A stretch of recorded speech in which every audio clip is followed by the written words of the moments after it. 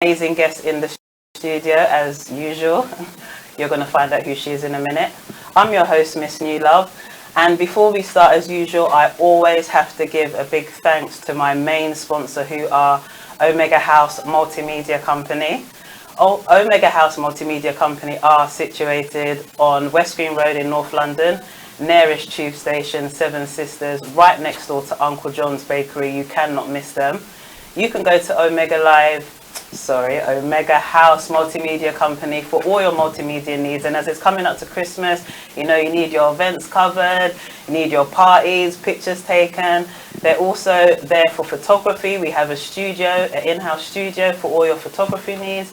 And they're also amazing for wedding photography. Coverage of events, all your visual media, print media, key rings. I mean, I could go on and on and on. But yes, as I said, it's Christmas. So if you mention GoalDiggers when you go, you get a 10% discount. So make sure you mention that you heard the advert on GoalDiggers. So as I said, I have an amazing guest in the studio. Her name is Liz Osho. She's all the way from Nigeria, and I'm so excited to have her here. I'm excited every week, but with Liz, I'm just ecstatic because I haven't seen her in like years. I think I bumped into you.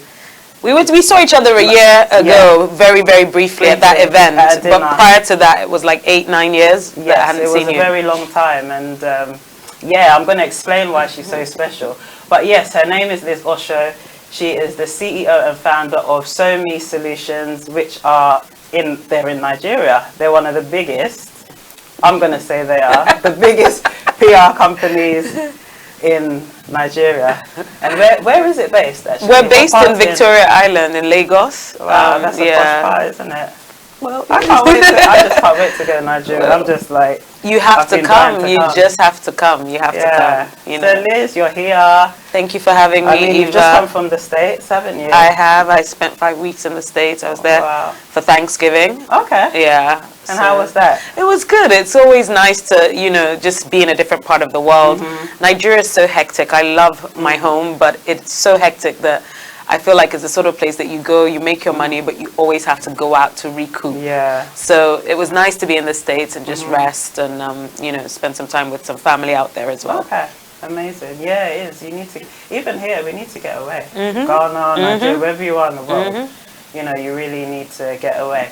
So Liz, as I always do on my show, I always like my guests to introduce themselves and then also, you know, speak about their childhood, because I like to start from childhood, you know, into teenage years, and then we go into what you're doing now so that everyone gets, you know, that perfect understanding of who you are. Sure. So my name is Liz. My full name actually is Elizabeth Yewande Abimbola. You know how in Africa you must have more than one name now. Elizabeth Yewande Abimbola Awoliyi. Wow. But I'm now Osho, you know, since I got married. So I'm the communications head strategist of Thome Solutions. I've been doing that for about 5 years now. My childhood was actually in Nigeria. So I was born in Lagos. Okay, I was born in Surulere, yeah. So I lived there. You were born in England. Everyone does, but I was actually born in Lagos. Okay. And not only was I born in Lagos, I lived there for, I mean, we were back and forth. So I'd come to England a lot. There were periods where, have you heard of the movie Farming? Yes. I felt, when I felt like I was one of the children that was farmed out. So you had a bit of a farming experience. I had a little bit of a farming experience where I would be like with the foster parent for maybe, you know, 2 years at a stretch. Okay, wow. In England. I think it was just what they used to do back in the 80s. Yeah. You know, 70s, 80s. Yeah. But I eventually went back to Nigeria and I was there till I was about 8 years old. Okay. And then eventually I came with my family to live here in England. So I lived in England for 21 years. Wow. From when I was 8 till when I was about, you know, 28, 29 years old. I went to boarding school here from 8 years old. And how was that? It was interesting. It was different. I'm not 100% sure I would send my 8-year-old to a boarding school. Yeah, 8 is a bit young. It's quite young.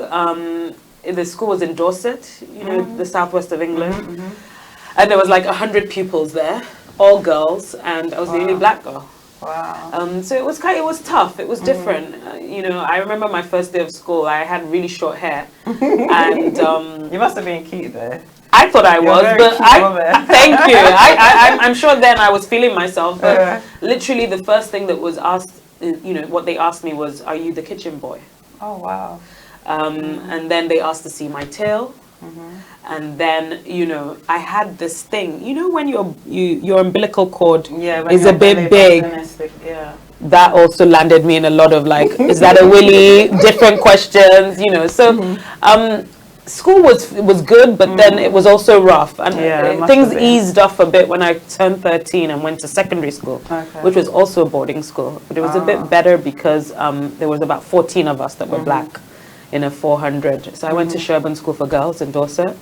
So you grew up mainly... So I grew up in Dorset, until I was 18. Oh, wow. So from 8 till 18, I was in Dorset. Okay. Only coming home, you know, on holidays or exeats or half terms. So did you have an experience of being a London girl? Not really at that age, only because when I would come to London, my parents were divorced, so I split my time between Hampstead with my dad. My dad lived in Hampstead. Oh, posh. Or East London with my mom. Okay. My mom lived in East London.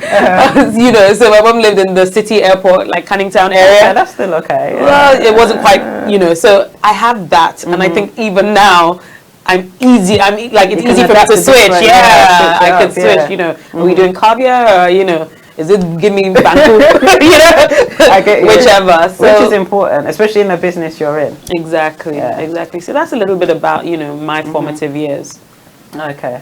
If you've just tuned in, we're talking to Liz Osho, who is the CEO of Thome Solutions, which is a communications agency in Nigeria. She moved there in 2012, didn't you? I did. Oh, and guys, please share this. We're live on Facebook right now, Omega Live TV, and we're also live on YouTube. Please tell people that we're on YouTube. It's very important.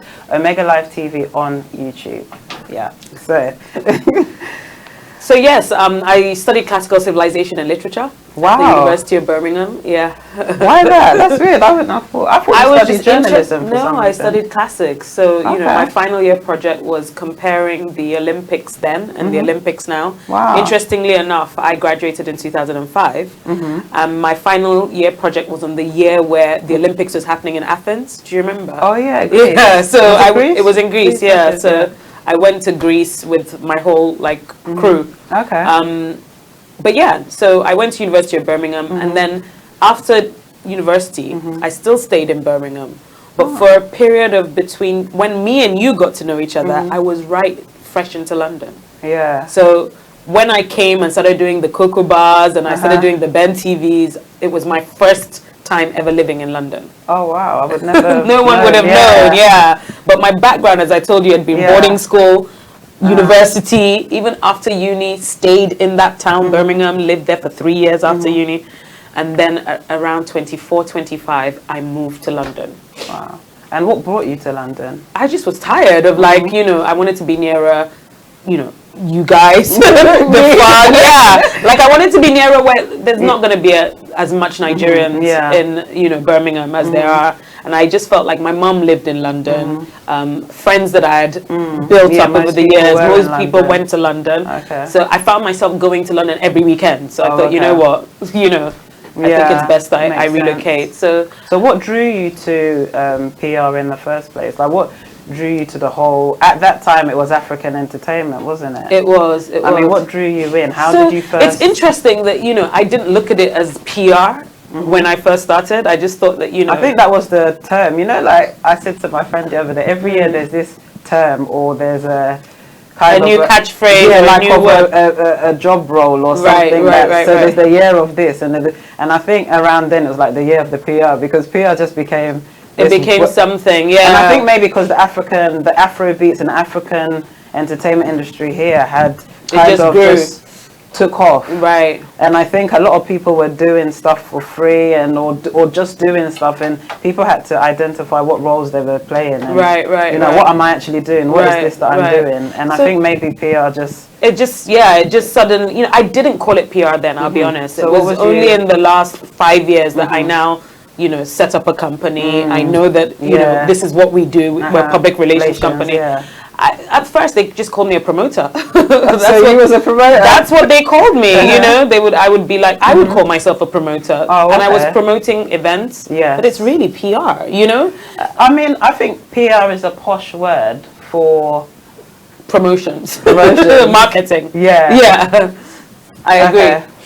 You have to fix your, a little bit. That's it. So I think at the time, PR was just like a classy word for promoters. Because women, there's certain people that didn't want to be called promoters. Because I think promoters, the word promoter kind of linked you to the nightlife. I to agree. Clubs I agree. Or clubbing.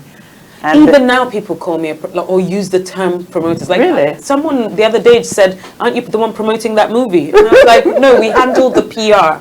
We're the communications firm looking after." But subconsciously, people are still seeing it as but you're promoting it now. Aren't you promoting it?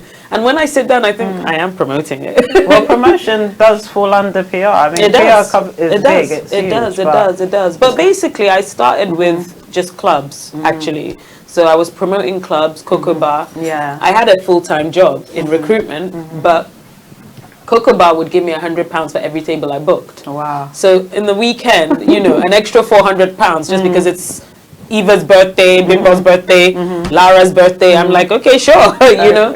And it was a time where Facebook was really growing. Yes, remember where we could, you know, create events on Facebook. We would do just mini little videos saying this thing is happening, come through, you know. Yeah. And Cocoa Bar were really good. They were really good. Visual promotion. Exactly, and the graphics that went. Yeah, they were. So it was good working with, and shout outs to Rockwell.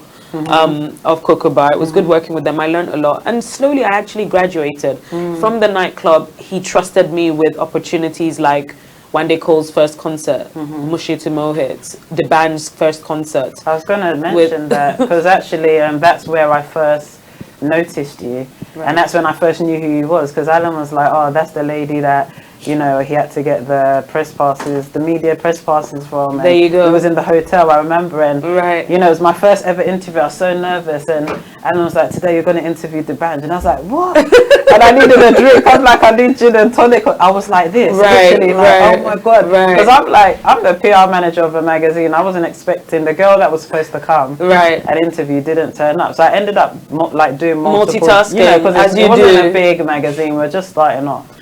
So I just what was it called again? Afropop. Yeah. So that's when I saw you, and you had this amazing long hair, and you on these hills, and you're so beautiful, and you're just walking around, and you was really good. You was delegating, and I was like, who is she? And Alan's like, that's the lady that does the PR. Like, I was like, oh, okay, interesting. So I think I followed you on Facebook. Right. And even inside, you were really nice. Like, you were like, come in, and you wouldn't remember, but well, you know, there's so many events and stuff. But it was just full with. Where people. Was it? It was, you know, it Radisson. Was it a Radisson? It was a Radisson in Dockland somewhere. Right. So downstairs, was this the one that Mike Larry was doing? Maybe. Yes, with the Mohit. So that's the second concert. This was the second time they were coming. Okay. And by now, the band was no longer a part of them, actually. But he was there. No, he was. Was he a part of them? Yeah, we took pictures, I remember. But maybe it was the second, maybe it was this. Okay, so this was the one that Kanye West came to. Yes. Yes, that what happened at Hammersmith Apollo. Yes. So it was their second concert. They had actually already done one at the O2. You know, but yeah, this was their second concert. But anyway, there were loads of events like that. Basket Mouth, you know, Debange. Maybe at that time you didn't see yourself as that PR girl. No, I didn't. We knew, that's what we referred to you as. Right, you know? Interesting. Yeah. Very interesting. Yeah. It's interesting with hindsight to look at it that I was considered that. You know, but I guess I thought I was just promoting. But yeah, no, that was where it started really. Okay. And then I just woke up one day in 2012 and I thought, you know what, I've had enough of England.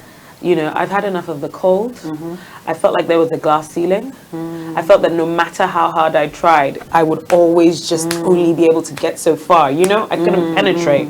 As you know, Eva, I also do TV presenting, and I was doing TV presenting. The magazine show. I did do the magazine show. doing all my research on it. I even forgot about that. You know? That was another thing. Apart from that, I had the Liz Osho show on YouTube as well. Yeah. So you know, I was on Ben TV for a while. I was on Ben Television for like 3.5 years. Yeah.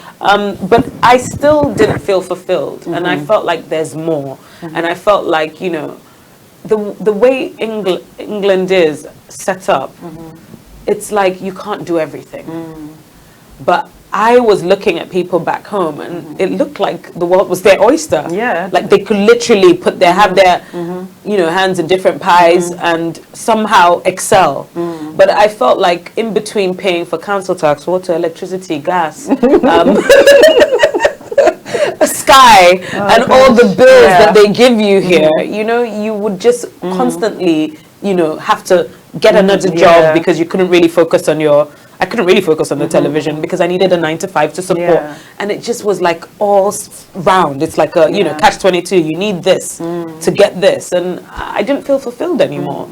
And so I just, you know, it's funny, I didn't even pack my house. I didn't even like pack my things. Didn't plan.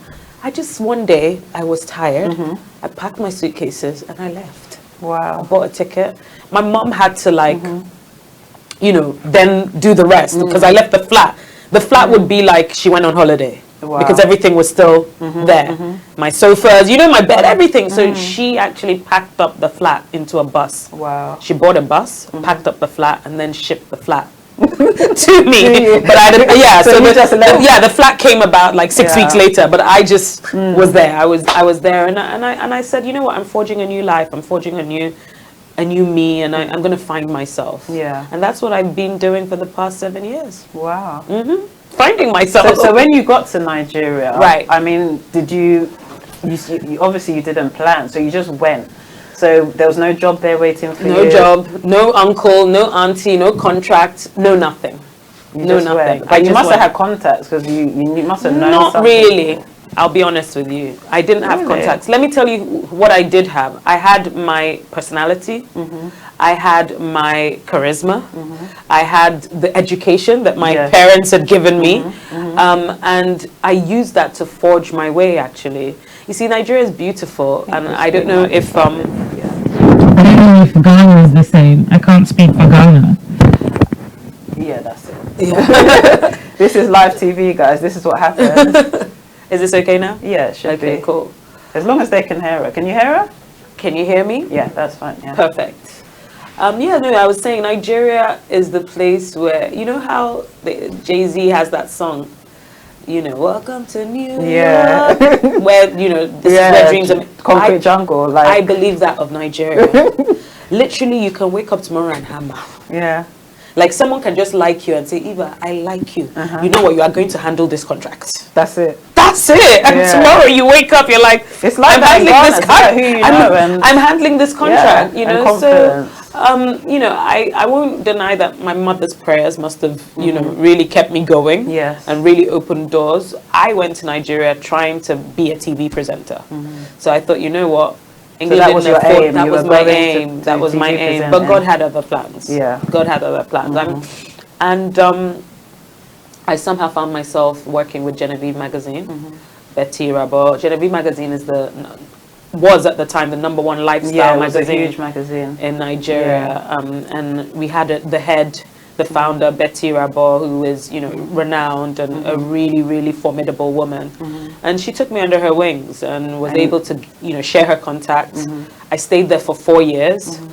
From online manager, she made me the Pink Ball manager. So she has this charity event called the Pink Ball, where they raise money for charity. And it's quite a grand affair. And through that, just being like her chaperone and also just humbling myself. And I'm working hard. I was able to get all the connects that I needed. And it was a very easy and smooth transition once I got married and started my own company, which is Thome Solutions. Do you think marriage helped you in Nigeria? Like, I've only been married for 4 years. I know, but still. I've only been married for 4 years, but because it's hard out there. I mean, it's hard in Africa. It's hard. It is being a single, beautiful woman, hustling. you know.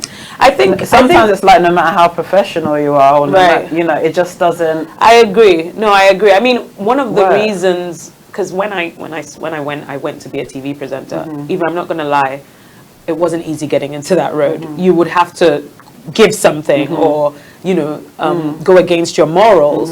And eventually, I found myself with Betty Rabo because she was a woman and she wasn't going to try to, Yes.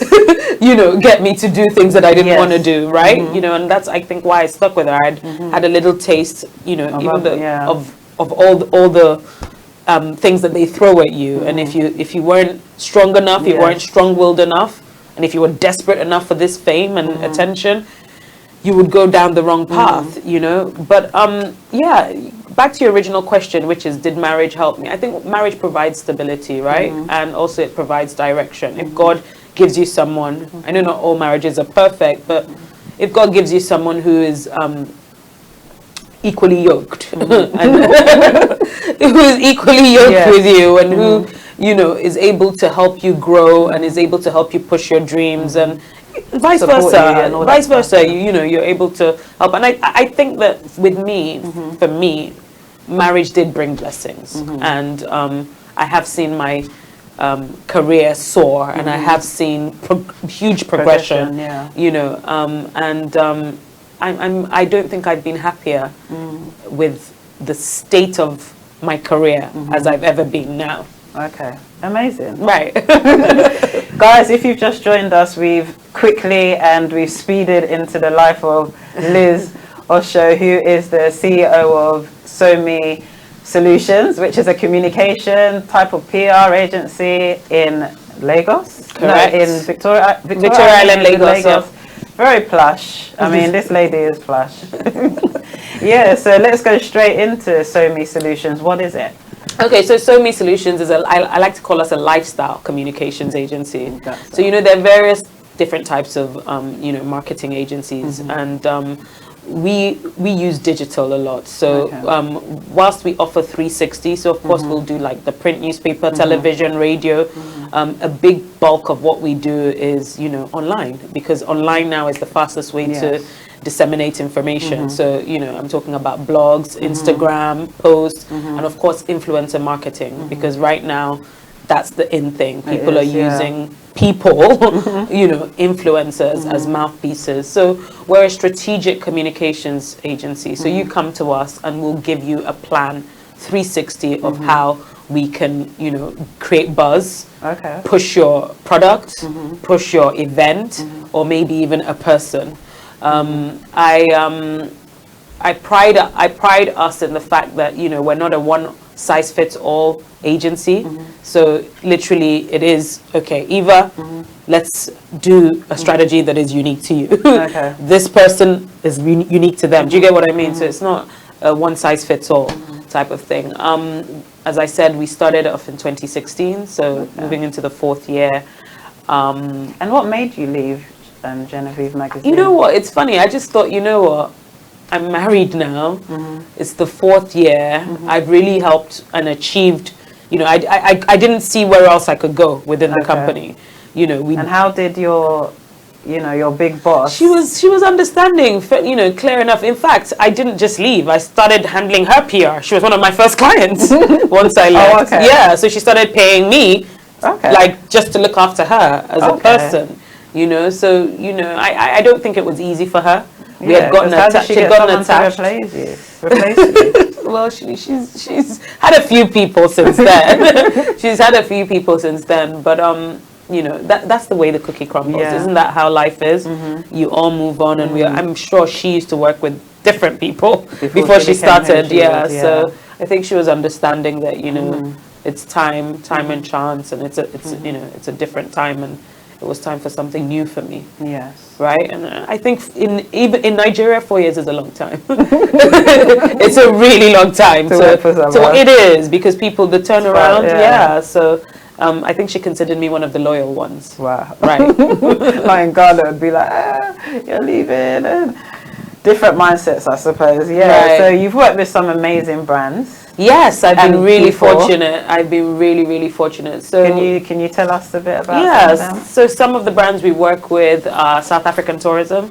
So nobody that's on social media and is a Nigerian and into the Nigerian scene or a Ghanaian and into the Ghanaian scene wouldn't have seen that in the last few years celebrities have been going to South Africa and they've been promoting them. So we are the communications agency that looks after this, and we have been doing so for this will be our 4th year coming up in 2020. And what that entails is the 360 communications for the South African government.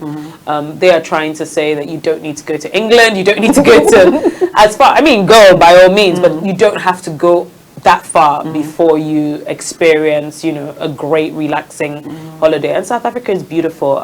It's a real big shame, all the stuff that's been happening. It is a real big shame, and I wish that we could come together and unite. Has it affected business? I think it has. It's bound to, but I hope that there will be a turnaround, and I hope that the powers can unite more, and that it can infiltrate and come down to us, because it's really about the people understanding that there's no competition. We are all brothers and sisters, and we can all work together. But South African tourism has been one of our biggest clients. We've taken the likes of Jackie Appiah, John De Mello, James Gardiner, Yvonne Nelson. You've worked with a lot of Ghanaians. A lot, because I handle West Africa, and under that portfolio is Ghana as well. So, you know, shout outs to Amayo Deborah. I know Amayo. We're with Amayo every time there, you know, and so many of them. So we go, and of course the Nigerian celebrities as well. We did Banky W's wedding 2 years ago. He got married in South Africa, and South African Tourism was a sponsor of his. I thought they married in Dubai. Maybe that was a film. No, they got married in South Africa. I get confused. I think they did a film called Wedding Party. Yes, that's it. But their actual wedding was in Cape Town. Yeah. So so we do that. We also look after Film House, Film One, so which means that we handle a lot of the movies. Film House is Film House Cinemas. So this year alone, I was asking my team members to put together. How big is your team? I mean, there are 9 of us. Okay. There are 9 of us, yeah.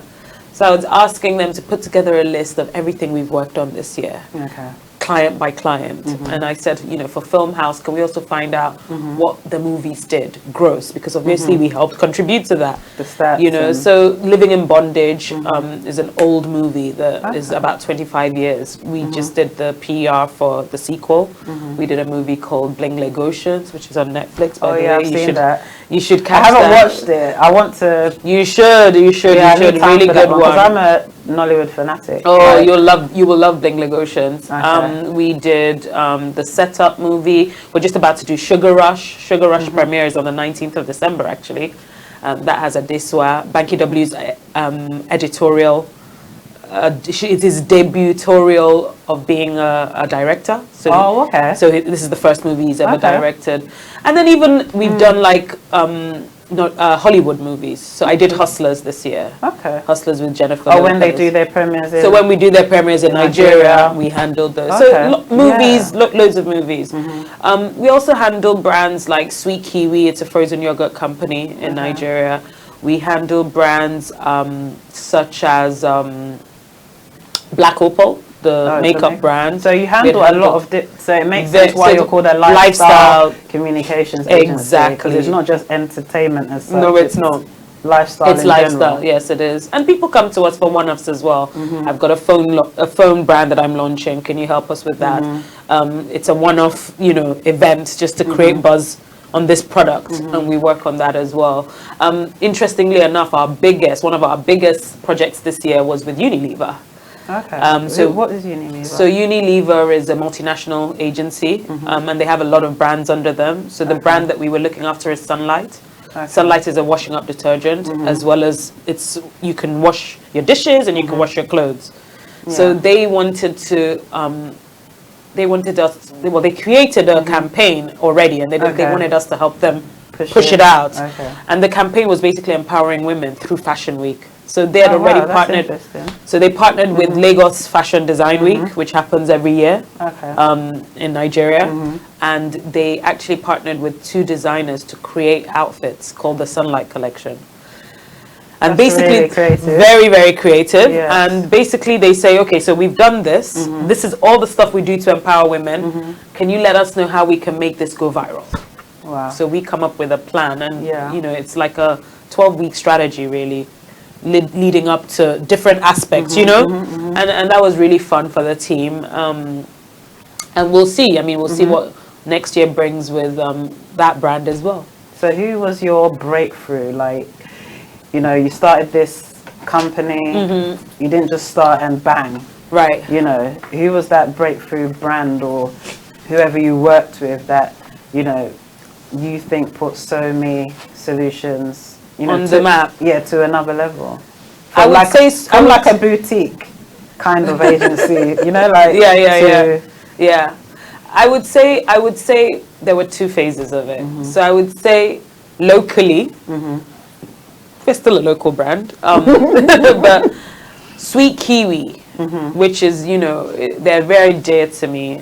It's a frozen yogurt company that was founded by someone, you know, a similar age to me, a young woman, entrepreneur, and they are a loved brand. Okay. So all of the work, it made working very easy because there was no no's. You would call and yes, Sweet Kiwi, Sweet Kiwi, Sweet Kiwi. So we were able right at the beginning to create a lot of beautiful campaigns with them. And people, they have favor naturally, you know, so people warm to Just the like brand, them, you know. And I think that was a real stepping stone into just being accepted as well, being taken seriously. And the founder was very patient with us, you know, for starters, we're not, you know, we didn't have loads of people. I started in my living room, Eva. I started in my living room. I quit Genevieve and then I started in my living room. It got to the point where I said, I need to rent somewhere because sometimes my husband would still be in his boxes when the first staffers arrived. And I was like, okay, so they were, because it was in my living room. So I got the first person and she was coming into the living room, and then I got the second person. So by the time I was thinking I need one more hand, I'm like, no, 4 of us are not going to be like in the living room, you know. So so then you know, we moved on. But yeah. So I think they were, but then I think where we kind of hit the big time was with South African tourism. Because everybody was just like, whoa. I mean, this is a government agency, and it's a multinational. It's a government agency. How did they choose, you know, and it was favor, you know, it was favor. It was God's favor. It was the right time, being at the right place. And it was also dedication. So I believe we got that because they just could see that we were going to be dedicated, you know? So even being a small boutique agency helped in that instance, because I believe that the hiring manager just thought, you know what, I don't want anyone that's too busy for me. I want someone that's going to slave and die on the line. Die on the line for me, you know, and that's what he found in us. Yeah. Okay, wow, amazing. So you've worked with all these brands, diverse, you know, different lifestyles, musicians, presenters, actors, models, you name it, you've worked with them. But what sector haven't you yet touched on or haven't worked, that you want to? Finance, the money. I want to work with banks. We haven't yet worked with banks. You know what the banks are saying in Nigeria? All of them. I want all of you. Oh, they have money. They have big money. They have big budget. We haven't worked with, you know, telecoms. You know what they're saying as well. So I want the Glows and the MTNs and all of them. So there's a lot. Petroleum. Oil and gas. So I want to work with oil and gas. They should just give me just Chevron, or just Shell, or just BP, or you know, any of them will do. So there's loads of industries. There's aviation. I mean, the sky is the limit. There's so much going on, and I feel like I haven't even cracked the surface of the little entertainment space and lifestyle space that I'm at. You know, there's so many drinks brands, there's so many food brands, You know, there's so Yes. much going on. So, you know, it's a good time to be in the PR space, I'll tell you that. It is, definitely. I mean, everyone needs PR now. Everyone needs, you know, that help. What's the difference between PR and marketing? For those that I know, but, you know, there might be people watching that they don't even understand half the things you're saying. Right. You know, and then people get confused because PR is such a big, public relations is huge and there's different elements to it. Correct. But what is the actual difference between marketing and PR? You've just said it. So public relations is huge. There are loads of different elements to it. You gave the answer. Marketing is pretty much, okay, most people there's a marketing department and then you have one strategy and you are just hitting that strategy, right? But with PR, there are loads of different elements to it. So you've got to consider a wider spectrum of things. And most companies that have a marketing department still need a PR agency because the PR agency is going to do a lot more. You see, so marketing is probably a little bit more focused. It's probably a little bit more niche. If you've got a marketing job, you're probably focused on maybe one product. A PR company is focused on multiple products, multiple projects, and probably has the need to have a wealth of more contacts. You know, so a marketing team, for instance, may just be concerned with strategy and disseminating information. A PR company needs to know all the influencers. A PR company needs to know all of the radio stations. A PR company needs to know all the TV stations and what all the shows are. A PR company needs to be involved with all of the writing. A PR company needs to, you know, so there's a lot. There's a lot more that's involved. You're a bit of an influencer yourself. I try. I mean, you've been able to separate yourself from your business, which, oops, just leave it there, Right. You've been able to separate yourself as like a brand from your business. Right. I mean, how have you been able to do that? Okay, I mean, the good news for me was that I had already started, so I didn't get to Nigeria and then started creating, you know, my brand. I was already kind of Liz Yamoja. That was my alias. I thought that was your name. No, it's not. Yamoja actually means Mami Water. You know? It was not my name. It was a stage name. Wow. Yeah, that was not your surname. That was not my surname. That was not my surname. Yamoja is like a god. She's a deity, and she had really long hair. And I always had really long hair. So it was actually a nickname someone gave me. Wow, interesting. But and it was cool in London, and it was cool in England. But when I got to Nigeria, they were like, please don't come and steal our husband here. Who calls themselves Mami Water? What kind of demonic name is that? You know, Nigerian. So I was like, you know what, I think it's time to, let me just have when you went, you didn't use that. And I was like, but I thought that was her name. That wasn't my name. It was a stage name, Okay. You're finding out something new. It suited you though, even though it's not a good meaning, but yeah. That's what everyone said. Even my mom was really upset that I didn't have I changed it. She liked that name.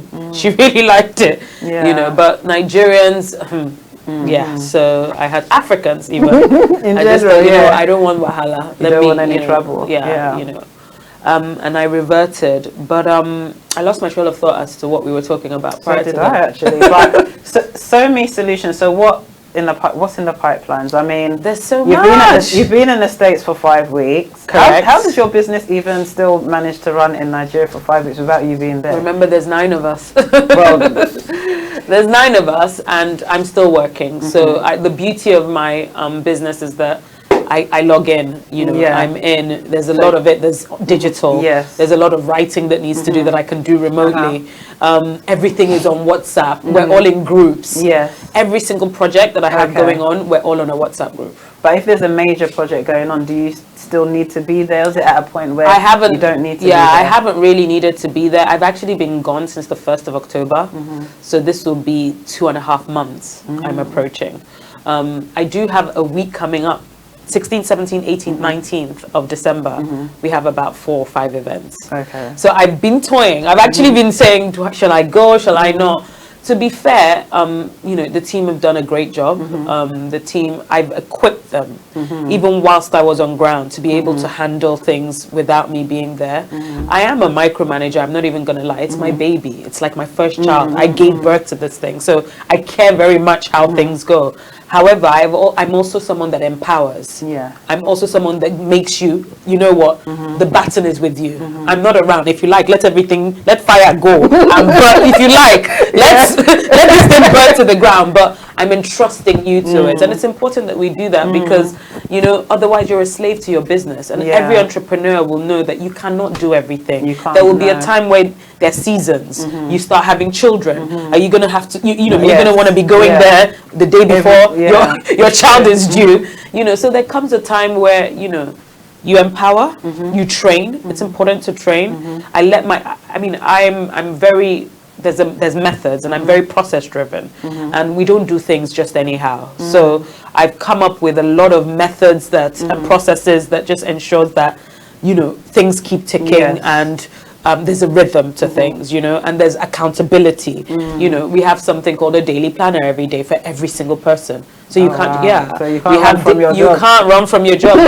I've just introduced daily reports. So at the end of the day, we report as well. Yes. Every Monday, there's a meeting. As I've not been there, I still call in. Today's Monday. We had our Monday morning meeting, and it's sometimes over an hour because we have to dissect who's happy, who's not happy, what do we need to do here, what could we do better here, you know, so that we could stay ahead and keep being number one. I've never advertised. There's never been since I started, touch wood, and thank God, a time where we're like, oh my God, we don't know what the next 3 months is going to be. No, like in terms of clients because referrals. Yeah. So I ensure I do a good job. I ensure that people that we work with are really happy with us and that can see the value and can see that we've gone above and beyond, you know. I need them to be able to say, you know what, use Liz.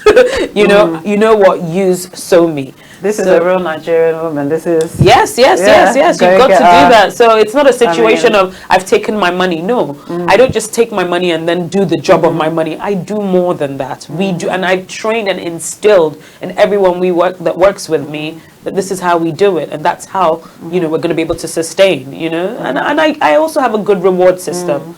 Where I was going to ask about a very good reward system. Engagement, how you engage with your staff, how do you give them incentive to work? Because they're very incentivized. They need incentive. They are. You know, just this end of year, a few people are going to get the 13th month salary. So the 13th month means you get your salary and your salary again. Oh, okay. So like there's will they still get a salary in January? Or is it a bonus? They'll still get, so it's a bonus, but the bonus is your salary. So you get your salary twice. Oh, wow. Right, right. That's a good incentive. Very good. And apart from that, we also have incentives project-based. Oh, so we have this project, I assign it to you. You will get 10% of the overall if you're able to deliver and the client is happy. So we do those sort of things as well. Amazing. Wow, it's been lovely talking to you. It's been great. It's been short and sweet, but informative, and I love it. Thank you. Thank you so much for having me, Eva. So Liz, where can people find you on social media if people want to reach out to you, or there's some brands in Nigeria, Lagos, Ghana, yes, even in the UK. Yeah, I'm definitely trying to tap into the UK. For me, my next markets are UK and the US. And I'm trying to have a situation where Thome is truly global. And I can say, the DC office. Amen. Look, pray for me, man. Pray for me. You don't need to pray for me. You're doing well. You're doing it all. The DC office, will connect you to the Niger office and all of that. That's what PR is all about. I'm really hoping to do that. But people can find me on social media for now. On Instagram, I'm at the Elizabeth _ on Twitter, same at the Elizabeth _ and I'm on Facebook. Just put in the Elizabeth, you'll find me. Okay. And also for those that are out there, maybe they're looking for representation, looking for a company like you to represent their brand. What advice would you give to somebody, in terms of looking for someone to represent them? Okay. Well, I'll make it clear that we don't represent people. So, we represent companies, products, but we don't actually... I was approached a lot. We were approached a lot to, can you do my personal branding? But I'll be honest with you, Eva, I stayed away from that and made it a conscious decision for the company to also stay away from that, because typically a brand knows what it wants to do from January to February to March, April, May, June. you know, and it doesn't wake up one day and it's on its period and thinks, you know what, I'm in a bad, you know, the brand strategy is the brand strategy and we keep it moving. It doesn't wake up and think, why is my songs not being played in Tanzania? You know what, I'm annoyed. It doesn't, it's not fleeting, it's not emotional. His husband didn't leave him, you know, so I just thought, you know what, maybe in future, but for now, let me build on, you know, products, businesses, you know, events and that sort of lifestyle communications. But if you have a product, a business, an event, we're more than happy to work on those. And what I would say that before you approach a PR company, I think that was the question you asked me. Number one, know exactly why you need PR. If you don't know your why, you'll be all over the place. And so identify, why do I need PR? Identify what do you want the PR to do? Sometimes, you know, I find a lot of people come to us, I don't know what do you do, I don't really know. That's a problem in itself, because I can just hogwash you, right? So it's important that you understand exactly. Google, we're in a new age, a digital age era. Find out, you know, what I will always say is that, you know, find your competitor, see what your competitor are doing, go and look at their digital footprints, check their Twitter, check their Facebook, check their Instagram, and you'll easily be able to see some of the marketing they do. You'll easily be able to see some of the, are they doing influencer marketing? You'll be able to see when was their last event and what did that event look like? You'll be able to see, you know, many things like that. And for me, so once you know your, you know, why I need PR, once you know your why, then you know your what are they going to do, your what, and then of course be clear. PR isn't cheap. Be clear on your budgets, because PR isn't cheap. So it's important as well that there's no. A lot of people come and they're like, okay, let's just try and can we beg Coke to sponsor? Or can we, like, we're just also not in the begging era where, you know, can we just make it happen somehow? There's no bish bash anymore. It just doesn't work like that. So a budget is needed. We can still say, Eva, we don't have £2,000, but we have £1,000. We can do those sort of negotiations, but we can't say, Eva, come and host. It's free, nothing for you. We're not covering makeup. We can't do that, you know. So also have budgets in place, and you know, just have a clear understanding. It's important that you know you are aligned with the person. Do a number of meetings. There's nothing wrong. Don't waste their time though, you know, because you also find a lot of people who are doing meetings just to pick your brain. Liz, so you were saying, who's the kind of influencer you would use? I've learned these days, no, nothing's coming out of my mouth. I'm not just going to start, you know, because people will fish, right? Do that, definitely. But yeah, no, just try and be clear, concise, and obviously have an agreement. Always have things down in paper. We don't do in this day and age, we don't do gentleman's agreement. We have a contract. Everything is about business, definitely. So apart from all this, being the resilient businesswoman that you are, what other things are you passionate about before we go? Well, TV presenting still, obviously. Still be a TV presenter? Well, not be a TV, but I still want to do, you know, production. I'm still very much interested in that, and I'm still seeing in the future my show. I feel like, okay, I was talking to my very good friend today, and something she said resonated with me, and you know, I'm smiling now, but I've gone through a lot of things as well, as we all do. No one has had it easy. And I feel like, you know, when you've had like a tough life, and when you've struggled, and when you've felt pain, and when when every single ounce of confidence that you has been knocked down before, it's because God is like planning for you to be able to teach and empower. So it's important that you go rock bottom sometimes, so that you're able, that elevation, you know, you've seen both sides. So for me, you know, what I want to do in future is empower. So when I say the TV presenting, it's not just TV presenting like I used to do, but more of an empowerment. You know, I want to give back. I want to teach, you know, and I want people to look at me as an example of someone who didn't have to sleep with anyone to make it in Nigeria. You know, I wasn't twerking on Instagram before my followers came. Good luck to Cardi B. You know, I'm not shading her, but you understand what I mean. You know, so I want my life to be a testimony. I want people to actually look at my life and say, "Oh, okay, she did it. It was clean, fairly." You know, always that way. You don't always have to go that way. You don't. The fast fast, easy way is the fast way is always probably easy, but that long trek, you know, that road less traveled, everything that comes from there lasts a lot much longer. Wow. And that's just a great way to end the show. Once again, thank you for coming on GoalDiggers. Thank you so much. You're perfect. Every week I have an amazing guest and someone that's just, you know, a perfect example. I've been looking at that. But you, I mean, because we go way back, yeah. I mean, it's been really nice having you here. Thank you. I'm really happy today. Thank you. I'm really happy too. Okay, so we've been talking to the amazing Liz Osho, who is the CEO of Thome Lifestyle Communications Agency in Lagos, Victoria Island. And yeah, she's come all the way from Nigeria. She's taken time out to be on GoalDiggers, and you've heard her story. She's given us all her social media handles. Go check her out. She's a lovely woman. Approach her. Don't be scared of this. Don't be scared, oh, don't be scared. Don't be scared. I got you. DM me. I always reply. Yeah, so until next week, we have to go. We were running late. So until next week, we shall meet again next week, Monday, 8 p.m. GoalDiggers. We're getting closer to Christmas. Don't forget, Omega House Multimedia Company are there for all your multimedia needs. Good night. Good night.